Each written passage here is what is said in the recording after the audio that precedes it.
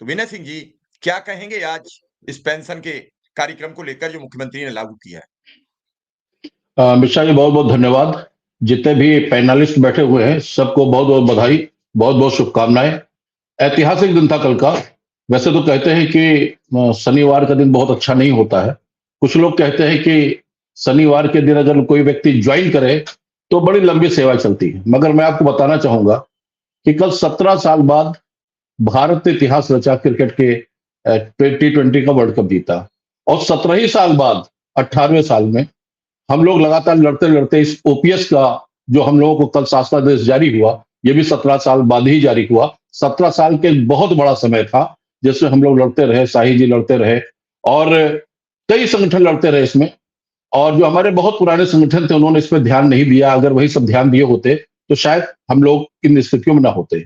हम आपको पहले भी बता चुके इस बात को कि हम लोग एक विसंगति के उसमें पड़े हुए थे कि हम लोग की नीति 1 अप्रैल 2005 से पहले हमारा एडवर्टीजमेंट हो गया था।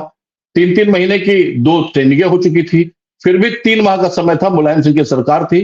3 माह में अगर हमारा एग्जाम करा लिया जाता और हमारा रिजल्ट घोषित कर दिया जाता तो 3 माह का समय बहुत बड़ा होता है। इसमें हम लोग उस समय ही ओपीएस के दायरे में आ जाते और इतना लंबा समय जो हम लोग को लड़ते बीता है कोर्ट के मार्फत, शासन से, सरकार से, वो ना होता। और उत्तर प्रदेश 8वां राज्य बना जो 3/3/2023 के तहत यहाँ पे भी ओपीएस लागू हुई। मैं तारकेश्वर शाही को बहुत धन्यवाद दूंगा।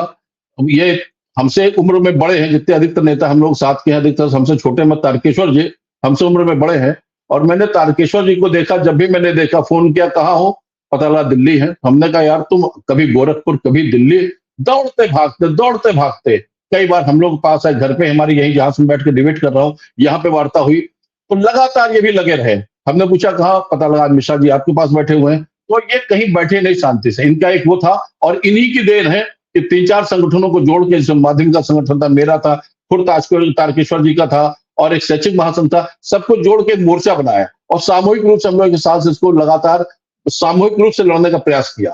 तो इसका रास्ता निकला और आज हम लोग इस दायरे में आ गए हैं और अगले वित्तीय वर्ष में हम लोग पुरानी पेंशन में शामिल हो जाएंगे। अभी भी बहुत लोग, क्योंकि व्हाट्सएप जो है, व्हाट्सएप एक ऐसी संस्था है कि पूरे इसमें सारा ज्ञान इस समय शिक्षकों से व्हाट्सएप पे होता है। तो इतनी तरह की चर्चाएं चल रही, सब निगेटिविटी चल रही, ये ऐसा होगा वो ऐसा होगा। हम लोग लगातार जवाब दे रहे, कुछ नहीं होगा, सब सीधा सीधा आदेश सबको मिलेगा, सब गलतफहमियां निकाल दो। कुछ होगा तो हम लोग खड़े, उसकी मजबूती हम लोग के पास है। मगर हम शिक्षकों को क्या समझाएं कि यही सारी बातें व्हाट्सएप पर डालते हैं, यही बातें गवर्नमेंट तक पहुंचती, पत्रकारों तक पहुंचती है और वही हम लोग के काम में रोड़ा बनता है। उनको इन सब चीजों से बाहर जाना चाहिए।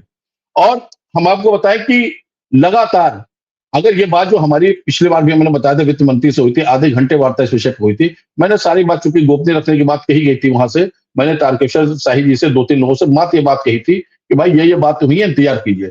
मगर उस समय इन्होंने कहा था कि जो हमारे वित्त मंत्री ने, कि भाई मैं भी इसके पक्ष में हूं और मैं भी चाहता हूं ये मिले, मगर ये नीतिगत विषय है। तो हमने कहा सर नीति तो बनाना आप ही का काम है और कोई तो आएगा नहीं नीति बनाने के लिए, कि नहीं संख्या थोड़ी सी ज्यादा है, हमको माननीय मुख्यमंत्री से थोड़ा सा इसके बारे में विचार विमर्श करना पड़ेगा। फिर भी मैंने कहा कि सर अगर इलेक्शन से पहले, अगर आप सूचना जारी होने से पहले हो जाता है तो कुछ लाभ गवर्नमेंट को मिल जाएगा, प्रयास कीजिए अगर हो जाए। मगर उन्होंने रोका था इन सब बातों को, कहीं मीडिया, सोशल मीडिया कहीं नहीं है और मैंने कहीं नहीं डाली। ये जब जारी हो गया, अपनी बातों पे आए, तब जाके मैंने कुछ फोटोग्राफ वगैरह कुछ ओपन किए, वरना नहीं डाली। हमारा काम यह है कि हमको हमारे शिक्षकों के लाभ मिले। वाहवाही जिसको लूटना लूटे, लाओ हम लोग भी लिख के दे दे भैया आप ही की वजह से हुआ है। जिसको वाहवाही लूटना हो, कुछ लोग ऐसे हैं जो यहाँ नहीं जुड़े हैं, वाहवाही लूट रहे हैं, हम देख रहे हैं व्हाट्सएप पर चल रहा। और ऐसे ऐसे लोग, मिश्रा जी आपको बताऊंगा, ऐसे लोग कि जो अभी जब यहाँ पे इलेक्शन था लोकसभा का, कि जो वहां पे हमारे उप मुख्यमंत्री ने बुलाया था, सारे संगठन के लोग वहां पे उपस्थित थे। क्या जरूरत थी भाई वहां जाने की? बुलाया तो हमको भी गया था, बुलाया तो संघर्ष संचालन समिति का, इसका मैं वरिष्ठ उपाध्यक्ष हूँ, उसको भी बुलाया गया था। हमारा कोई पदाधिकारी नहीं गया? क्यों जाए भाई इलेक्शन के समय हम आपके पास, ये दिखाने के लिए मैं आपके साथ हूं। मगर फिर भी ऐसे ऐसे लोग वहां पे पहुंचे थे, कुछ स्टेज पे बैठे थे, कुछ आगे की पंक्तियों में बैठे थे। क्या जरूरत थी जाने की? क्या वोट दिलवा देते? आप भद्द कराए वहां जाके, नहीं जाना चाहिए था। हमारा एक ही मुद्दा था, ओपीएस 3/3/23 का जारी करो, ओपीएस बहाल करो। नहीं आप ठीक है, आपके संबंध थे, उन्होंने बुलाया था, अब बाद में जाते।